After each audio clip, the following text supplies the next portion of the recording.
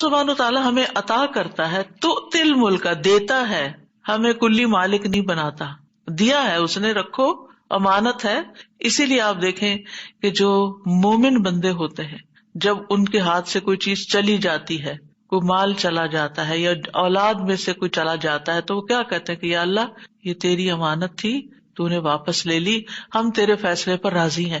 اور اس طرح اللہ تعالیٰ ان کے دل کو قرار دے دیتا ہے کہ میرے بندے نے خوشی خوشی امانت واپس کر دی۔ یہ ہماری جان بھی کیا ہے، یہ ہمارا بدن کیا ہے، ہمارے پاس امانت ہے، اور ایک دن ہمیں یہ واپس لوٹا دینی ہے جو اس کا اصل مالک ہے۔ یعنی ہم بے اختیار ہیں، ہم صاحب اختیار نہیں ہیں، اصل مالک اللہ رب العزت ہے، مطلقاً اختیار اسی کے پاس ہے۔ تو چونکہ اللہ مالک بناتا ہے، بندے کے پاس جو کچھ ہوتا ہے اللہ نے دیا ہوتا ہے، اس لیے بندے کو چاہیے کہ اس پر اللہ ہی کی مرضی کے مطابق تصرف کرے۔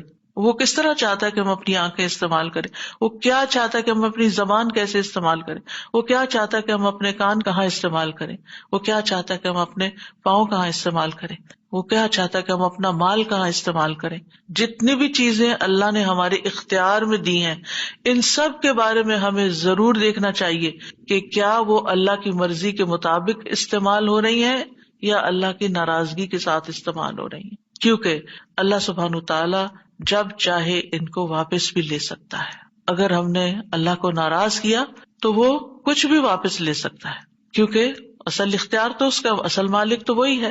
تو تنزع الملک، تو ملک کو کھینچ لیتا ہے۔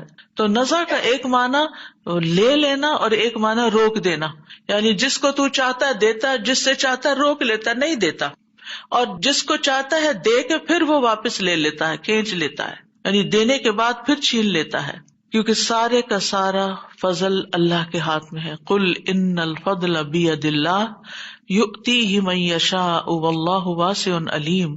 ان سے کہیے کہ فضل تو اللہ کے اختیار میں ہے، وہ جسے چاہے دے دے، کیونکہ وہ بہت وسعت والا اور سب کچھ جاننے والا ہے۔ آسمان اور زمین کی کنجیاں اللہ کے لیے ہیں۔ لہ مقالید السماوات والارض یبسط الرزق لمن یشاء ویقدر انہ بکل شیء علیم۔ اسی کے لیے ہے کنجیاں آسمانوں اور زمین کی، جس کے لیے چاہتا ہے کشادہ کر دیتا ہے اور جس کے لیے چاہتا ہے تنگ کر دیتا ہے، ہر چیز کو خوب جاننے والا ہے۔ واللہ یقبض ویبسط والیہ ترجعون۔ اور جس کو جتنا چاہتا ہے دیتا ہے۔ قارون کو بڑے بڑے خزانوں کا مالک بنا دیتا ہے اور جب چاہتا ہے اس سے واپس بھی لے لیتا ہے۔ تو بات یہ ہے کہ ہمارے پاس جو بھی کوئی نعمت ہے، وما بکم من نعمت فمن اللہ، اس لیے ہمیں کسی معاملے میں غرور اور تکبر کا شکار نہیں ہونا چاہیے کہ یہ میں ہوں، یہ میرا ہے، یہ میرے پاس ہے۔ یہ 4 ہلاک کر دینے والے کلمات ہیں جو قرآن مجید میں آئے ہیں۔ انا خیر منہ، انا، میں، لی، الیس لی ملک مصر، انا خیر منہ کس نے کہا تھا؟ شیطان نے۔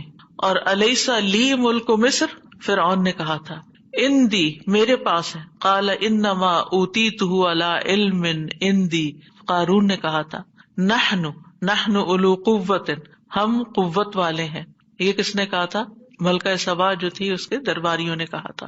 لیکن ان سب کی قوت اور پاور اور ان کے اختیارات اور ملکیت پھر کہاں گئی؟ یہ عام لوگوں جیسے نہیں تھے، ان کے پاس بہت بڑی بڑی قوتیں تھی، بہت بڑا بڑا اختیار تھا، وہ چلا گیا تو پھر ہم جیسے معمولی لوگوں کا کیا حال ہے۔